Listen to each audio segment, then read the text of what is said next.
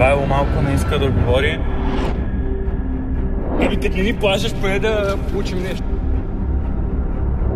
Лъже, защото вчера се разбрахме. Аре, ядосан! Почвиш ни!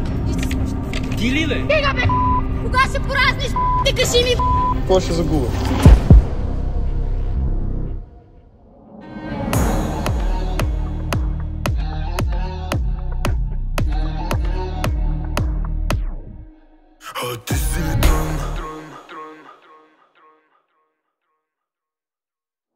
Ивайло малко не иска да говори.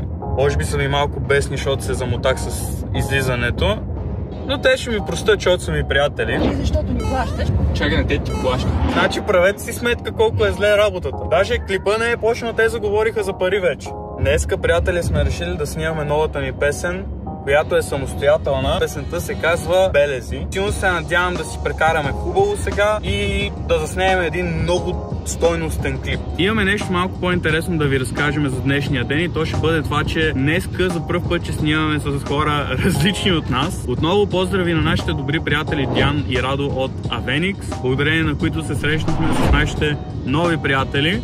Та именно днес в клипа ще участват Алекс и Вики, които отиваме сега да вземеме. Те ще са актьорите. Ето вижте, вече имаме пари за актьори, но не и за оператори. Затова още се... Здравейте, хора! Ето ми мен отново. Аз този път няма да се появя в клипа. Ние сме само в организацията. Аз и Иво, двамата оператори, вечните двама оператори. Сега сме дошли до Александър Невски и почваме да се оглеждаме за Фиксито и Сашко.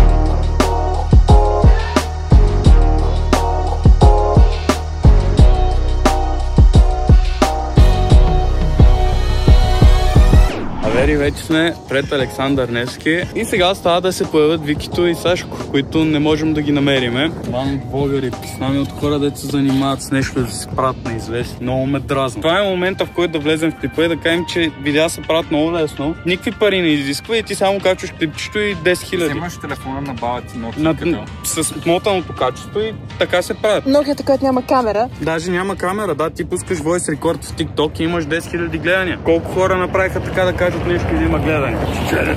Но кой съм аз да съда хората? Чай!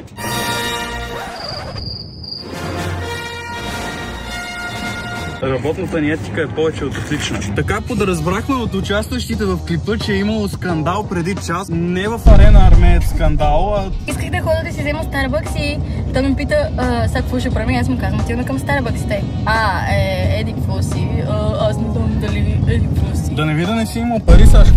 Искам да кажа, аз се бях объркал, защото си мислих, че там има и друго кафене. Лъже, защото вчера се разбрахме. И накрая нищо не си взе от Starbucks, само аз си взе. И пак пих сама кафе. Ми отпим се кафе. Според мен се отпил заради скандала. Не, просто си мълчахме през целия път. Мълчали сте си? Ами да. Саша, искаш да се смениме ти да си в главната роля. Си мачваме повече. Пориваше много добре, аз на него поне ще му се карам истински. Ти на него мога да скажеш. Може, да.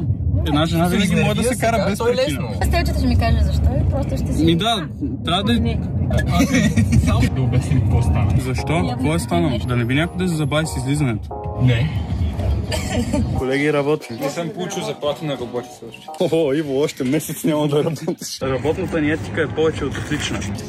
Сега 12 клас ли завърши? 11. Кой клас завърши? Аз преди 10 години завърших. Иво в момента е 10 години назад, когато беше луд фен на Кристо. Балкански Кинг Конг, битката започна, вече чувам звук на гонг. Няма да снимаме на магазинче, толкова това ти е въпроса. И да шаут-аутнем милата жена, която... Беше уникална тя. Някакво детенце отива да си купи някакво сокче, дето струва 3,80, то дава 2 лева. 4,3. Изяда ли барнито? Ето го. Не го искам. It was at this moment that he knew. He fucked up. Само не през прозорец. Няма прозореца, не е отворен. Той е щупен. О, Иво ще разбере. Абе, ти изпотяваш ми крака. Имаше някакъв човек, изкъсен се на това. Полегнала е гергана. Обаче тя му...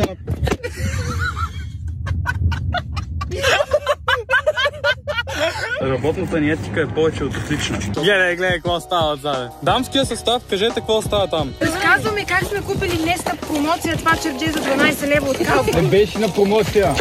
Беше, с червен етикет беше. Слагам брояч на документарито, колко пъти споменахме нещо за пари. Ами като не ни плащаш, поне да получим нещо за мен. Поне да мечтаем за нещо. Гледай, свилене, гледай, свилене, свилене. Кой е свине? Ти бе, свилене. Виж там гледката, гледай какво става. Българията къде ти е? Какво ми говори за някакви вели мени? Ще се наложи да работиме. Тук прецизност няма, тук има работа. What is your gender?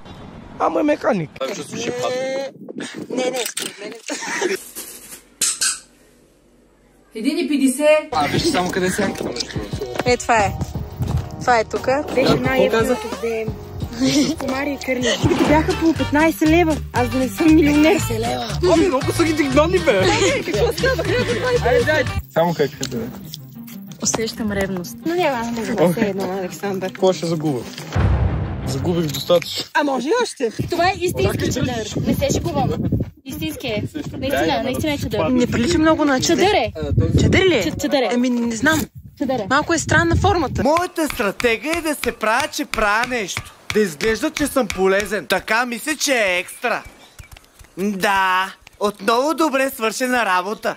Това е защото е за повече хора. Нов мултифункционал чадър, който си идва с стъпи. Ние винаги се разбираме. Единство е втората ни дума. Както виждате тук е пълно с щастливи хора, ентусизирани да работят за без пари. Здравейте. Everybody! Царвичката ми яко пари! Никой не ми е взел хапчета. Добре. Да. Благодаря. Мерси. Ама... Чао. Пари?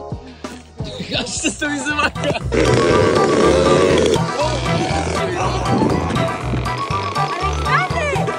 Значи виж, да му хваща рамото обаче и врата да се вижда, че е човек, нали? Може ли сега да направим след този кадър един кадър как трябва да направя, нали, избора и ръцете му как седат? Ето това. Аре, ядоси ми се. Кой е смешник, бе? Ти си смешник. Ти ли, бе? Ти на мене ще ми говориш. Ти знаеш кой е тата, бе? Кой? Нема така. А на вас кой е баща ви? Окей. Вие да не сте шукардезица. Вие ли спонсорирате всичко? Вие ли купихте роклята за клипа? Значи от Милано е купувано. Това е истинска информация ли или си я въобразявате? Значи 13 000 $. А обувките? Обувките... 12. Пачоти. Те колко струват? 12 000. Кога ще поразнеш, кажи ми, бе! Кажи ми, бе, човек! Ето това е да разливаш водка. Аз между другото пия съвсем малко. И му стана гадна и го плюх обратно. Работната ни етика е повече от отлична. Иво да снима тук, защото веднага да си смена директора, за да мога да застана срещу себе си, че да мога да се обработа просто.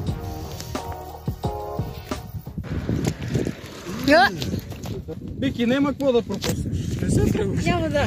Камерата да само бонуси има тук. Усмихни се малко. Усмихни се. А на здраве и да ни е сладко. Тук не ви ли има да знае вече да седите? Кажете. Тя гледа отчаяно вече. Окей, сега и така чакаме онзи трактор да мине там. Единственото, което мога да кажа на драгите фенове, ако искате готини битове, услуги изпълнени на време, какво друго готино предлагаме? Предлагаме видеоклипове. Ако и вие искате да имате готин видеоклип, пишете ни в официалната инстаграм страница Маймунскла It's Dolna AC Dolna Productions. Моля ви, последвайте ме в Инстаграм. С телчето отдолу ще има линк за моя профил. Събирам последователи, мерси. Този пич. Този рандъм пич. Пича, който е пречистен. Да, аз съм С пречистен. черни чорапи. Аз съм вече част от бялото, брат. Що се тресе? Леле? Тече ти игра.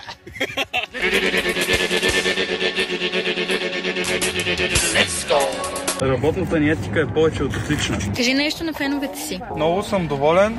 Да сте топа, аз съм изключително доволен от вас.